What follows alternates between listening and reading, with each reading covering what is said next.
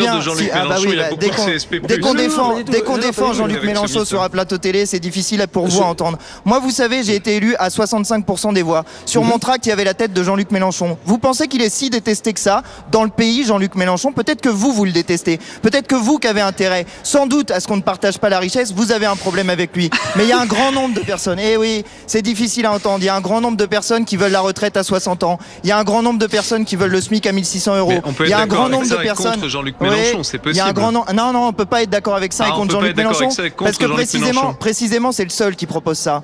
Donc il y a beaucoup de gens qui ont entendu quelque chose. Il y a beaucoup de gens. Il y a beaucoup de gens.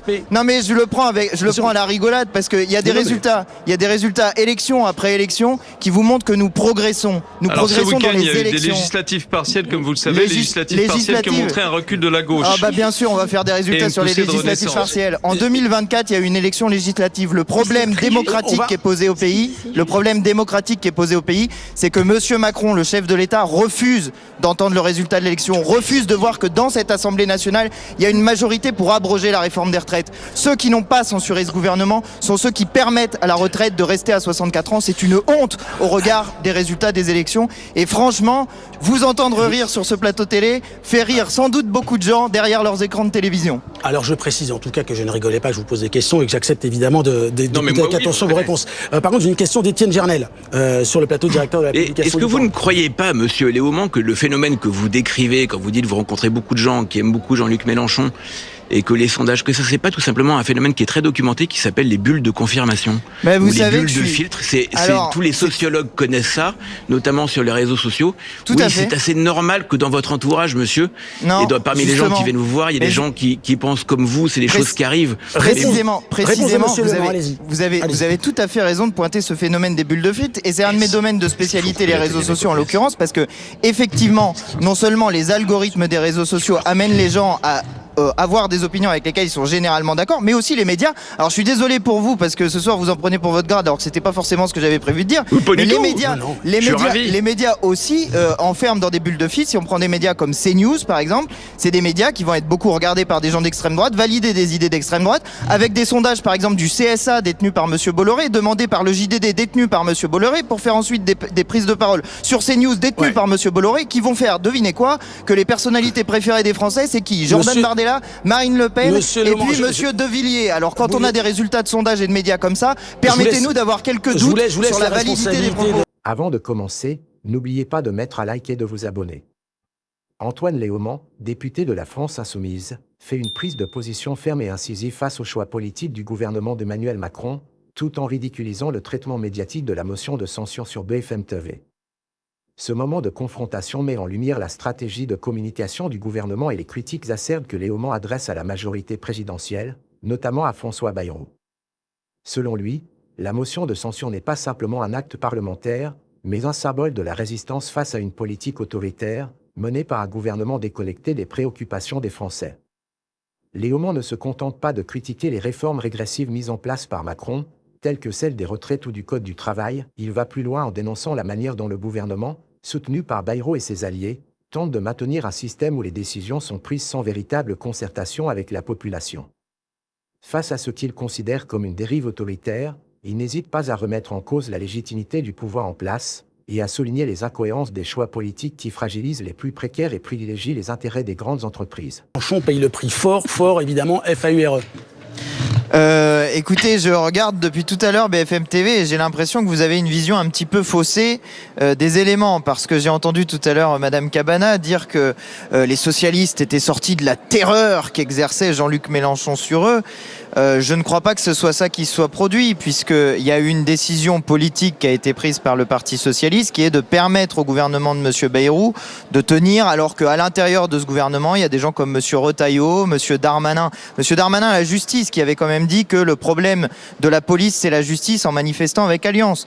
Il y a M. Valls, qui est détesté de la France entière, Mme Berger, qui a menti, parjuré devant une commission d'enquête. Enfin, c'est vraiment le gouvernement des girouettes qui arrive là pour essayer de continuer la politique d'Emmanuel Macron. Moi, je n'ai entendu que des gens qui ne supportent pas les membres de ce gouvernement. Donc déjà, rien que les gens qui sont à l'intérieur de ce gouvernement, c'est une raison de le censurer. Mais en plus de ça, ce gouvernement dit qu'il veut faire 15 milliards d'euros d'économies supplémentaires par rapport à ce qui, en décembre, nous avait amené à censurer ce gouvernement.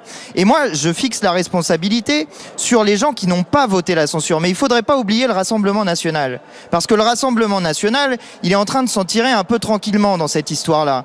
Ils ont décidé de ne pas voter la censure, c'est-à-dire de permettre à M. Macron de continuer sa politique. Et le Parti socialiste, dans sa grande majorité, malheureusement, a décidé de faire pareil. Mais il y a quand même 8 socialistes qui ont décidé de voter avec les insoumis, avec les écologistes, avec les communistes, pour censurer ce gouvernement. Je pense que c'était le choix de la cohérence, c'est le choix que nous avons fait nous. Et ce soir, c'est M. Faure qui s'est isolé en prenant cette décision, à mon avis, assez lamentable pour la lisibilité politique du NFP. 8 députés socialistes sur 66. Je vous entends et je vous écoute avec attention, mais quand on regarde les études d'opinion, vous dites les ministres de ce gouvernement sont détestés, tout le monde les déteste, mais quand on regarde les baromètres, les intentions ou les sondages de bonnes opinions, c'est Jean-Luc Mélenchon qui est en queue de peloton.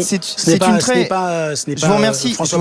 Je vous remercie de me poser la question, puisque je suis le rapporteur de la commission d'enquête sur les élections, qui va s'intéresser aussi aux sondages. Et ce matin, par exemple, nous avions Monsieur Garrigou en audition qui nous disait que les sondages, d'une manière générale, donnent des mauvais résultats et qu'ils sont généralement faux. Bah écoutez, c'est exactement ce qu'on a constaté dans les dernières élections législatives. Non mais attendez, on peut continuer à rigoler sur l'histoire des sondages. On peut continuer à rigoler sur les sondages.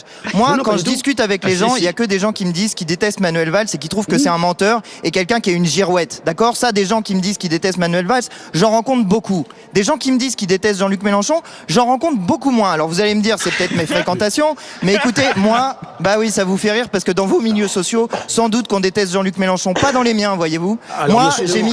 non, parmi les électeurs de Jean-Luc Mélenchon, il y a beaucoup de CSP+. Dès qu'on défend Jean-Luc Mélenchon sur un plateau télé, c'est difficile pour vous à entendre. Moi, vous savez, j'ai été élu à 65% des voix. Sur mon tract, il y avait la tête de Jean-Luc Mélenchon. Vous pensez qu'il est si détesté que ça dans le pays, Jean-Luc Mélenchon? Peut-être que vous le détestez. Peut-être que vous qui avez intérêt, sans doute, à ce qu'on ne partage pas la richesse, vous avez un problème avec lui. Mais il y a un grand nombre de personnes. Eh oui, c'est difficile à entendre. Il y a un grand nombre de personnes qui veulent la retraite à 60 ans. Il y a un grand nombre de personnes qui veulent le SMIC à 1600 euros. Mais on peut être d'accord avec ça et contre Jean-Luc Mélenchon, c'est possible. Il y a un grand nombre... Non, on peut pas être d'accord avec ça et contre Jean-Luc Mélenchon. Parce que précisément, c'est le seul qui propose ça. Donc il y a beaucoup de gens qui ont entendu quelque chose. Il y a beaucoup de gens. Il y a beaucoup de gens.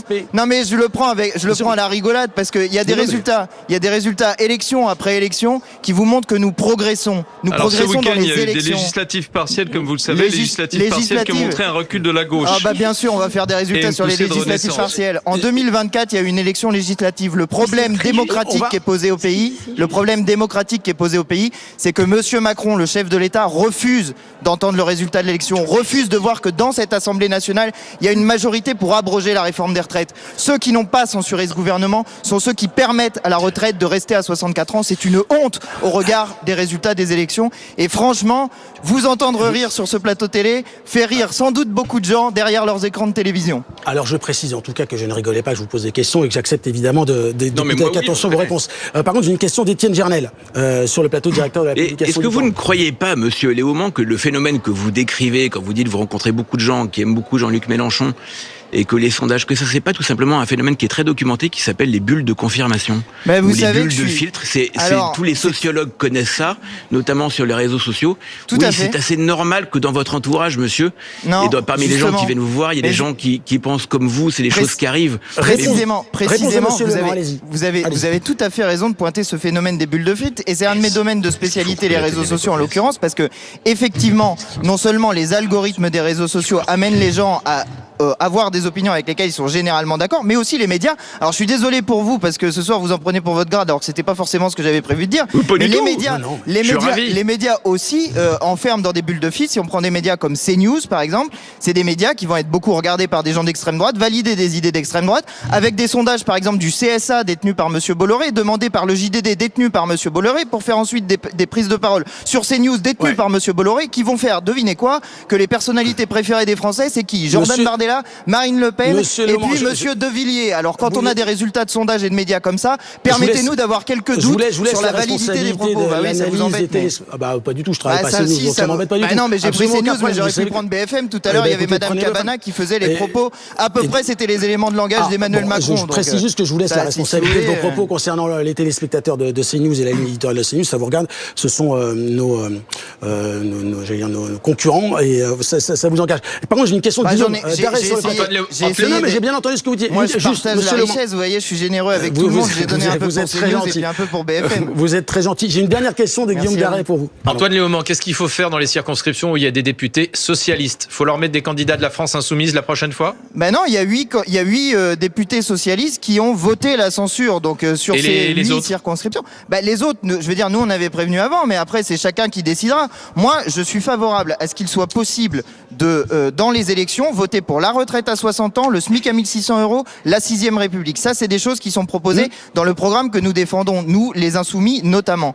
Et je pense que compte tenu de la situation politique, tout le monde peut à peu près être d'accord pour dire qu'il y a un gros problème qui est posé avec la 5e République. Un problème démocratique puisque le pouvoir repose sur une personne. Enfin, je veux dire, si Monsieur Macron avait décidé de nommer d'autres premiers ministres et de faire un gouvernement différent, nous ne serions pas dans cette situation. Donc au bout d'un moment, mettre le couteau sous la gorge de tout le monde en disant ne votez pas la censure parce que sinon ça va être la catastrophe, ça n'est pas entendable. Notre peuple, notre République, c'est fondé par des mouvements qui sont des mouvements populaires. Cette Assemblée nationale n'existerait pas sans des mouvements révolutionnaires. Pas un mouvement révolutionnaire, des mouvements révolutionnaires. Quand on n'écoute pas la parole du peuple, ce qui se passe à la fin, c'est que le peuple se met très en colère. Il y a beaucoup de gens, j'en suis, qui commencent à être très en colère qu'on n'entende pas la parole du peuple. Et moi, je dis aux citoyennes et aux citoyens qui nous écoutent à cette heure, inscrivez-vous sur les listes électorales, faites valoir vos droits, allez voter aux élections pour dégager les gens qui sont responsables de cette situation. Ça n'est certainement pas nous qui avons depuis le début dit que ça serait la catastrophe de continuer avec la politique d'Emmanuel Macron et d'avoir des gens comme le Rassemblement national qui permettent à ce gouvernement de rester au pouvoir. Merci beaucoup Antoine Léaumont, député de la France Insoumise NFP de l'Essonne. En conclusion, l'intervention d'Antoine Léaumont dans cette vidéo révèle une critique incisive et lucide de la politique menée par Emmanuel Macron et ses alliés, notamment François Bayrou.